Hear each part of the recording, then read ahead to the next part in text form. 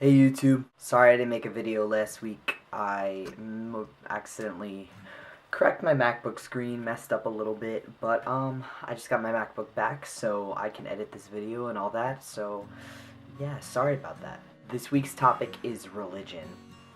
I come from a very religious background with my family. My mother comes from a very Orthodox Jewish background, family, everything.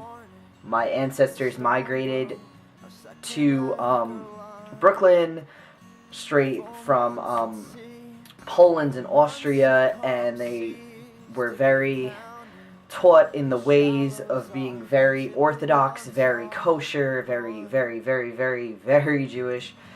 So I always came from that background, but my immediate family wasn't as religious and they're more reformed and laid back. So it's very different because, yeah, what I meant to say is my extended family is very different from my nuclear family with just my father, my sister, and my mother. But I think religion plays a strong role in my family's values, my extended family's values, because, like I said, everybody's very strict with the holidays and kosher and this and that, but my immediate family, not as much. I never really had a strong bond or relationship with my extended family, especially on my mother's side of the family.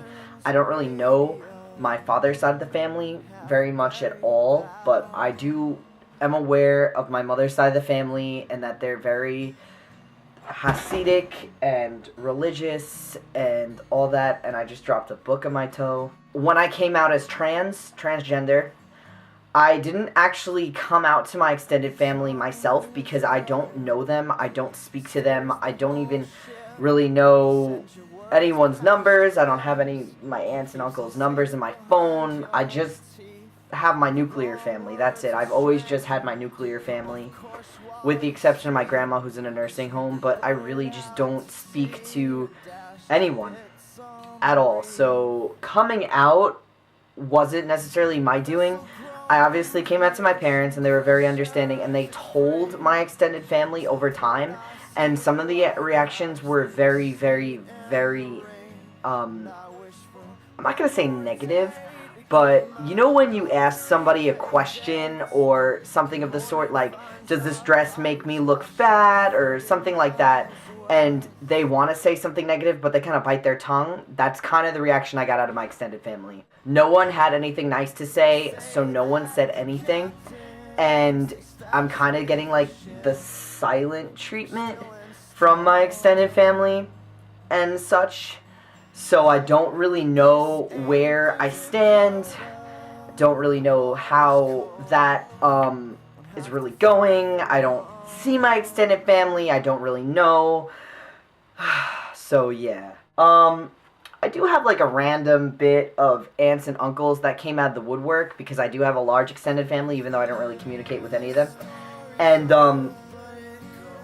I do have some supporters. I remember I have an aunt in Staten Island whose daughter is very much into theater and art, and she does like, she's trying out for Broadway and stuff in New York City, so she has a lot of friends kind of in the whole artistic, urban, kind of, I guess, you know, that whole scene of New York that's involved in the queer community and the gay, lesbian, bisexual, transgender community. So I had one aunt that was very understanding, and right away she asked what kind of pronouns I want to use and what I want to be referred to and blah blah blah. So that was pretty cool. The rest of my family is religious to the point where I feel like they won't accept me, and it hurts, but I'm just gonna have to deal with it. My birthday came up and I didn't really get that many birthday cards, which is kind of depressing because usually I got flooded with birthday cards, and this is my first year out as transgender, and I barely got any birthday cards, and my sister's birthday is in a month, and she already has like a stack of birthday cards from the people, the same relatives that neglected me.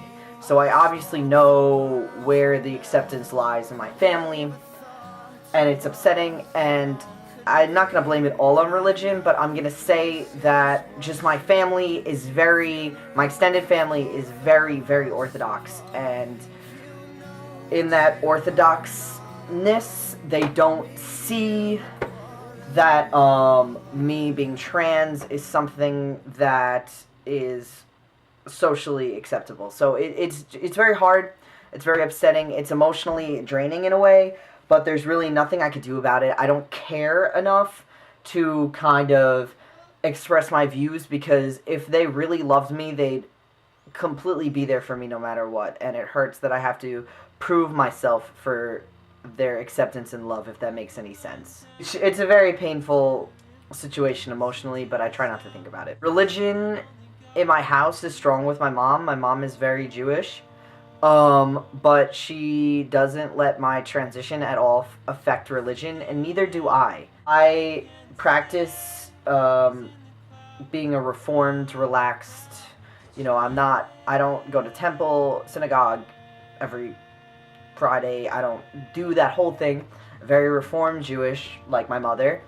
And my transition has not affected religion at all in any way, shape, or form.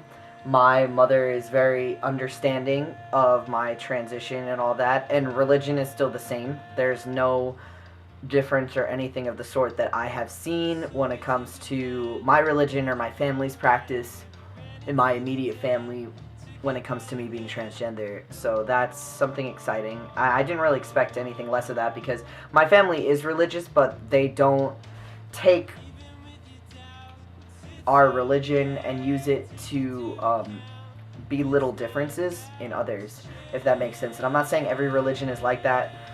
I'm not saying every single person's religion goes that way, but in other aspects, I have seen, from living down south and living in the Bible Belt, even though I am not Catholic, just a lot of my queer, gay friends down south being unaccepted for their family because of the whole idea of religion and all that. And it's got to be emotionally painful. It's got to suck. So my heart goes out to anybody whose family doesn't accept them because of a religious standpoint, because it's hard. It's very hard because of people's interpretations with religion and differences. It's just very difficult. In my situation, I don't really care about my extended family anymore, because if they would have loved me, they would have been around. So at this point, there's not much I could do, and I just don't really care, because I'm better off without their judgment and harsh kind of take on what I'm doing. So, I'm better off. I'm better off without that judgment. I'm better off without them. So, I'm a happy kid. One thing I really want to do that I keep sliding down, propped up on a stool, and I keep falling over because I'm at a weird angle. One thing though that I do want to do in my lifetime probably before I'm 24, 25, is that I want to do birthright, and I want to go to Israel and embrace the whole being Jewish kind of situation, because I am very interested in the religious aspects of my family, since my family is very religious. And I've talked about it before to other people, since I'm transgender and going to Israel and birthright and all that. And I have a friend who lived in Israel for a year and a half and actually taught Hebrew to children that were going through poverty and all that kind of stuff in Jerusalem. And she said that there are actually transgender people living in Israel that are Jews, and there isn't a lot of kind of issues with that. And she's met actually a few transgender people going on in Israel. So that gave me a lot of hope with that, and I definitely want to try to go and kind of explore into the depths of being Jewish, because, I mean, my family is very into it, and my aunts, who I do not speak to at all, especially because of the transgender thing, but she has lived in Israel and she loves it, so I just hear so many stories about it, and I really, really, really, really want to go.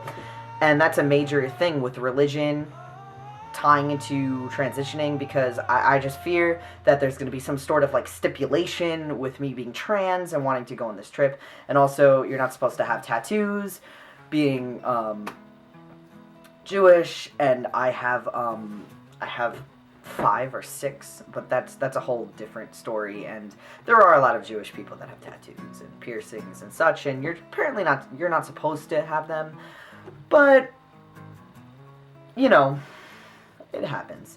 But anyway, that's about it for this video. I don't really know what else to touch on. Yeah.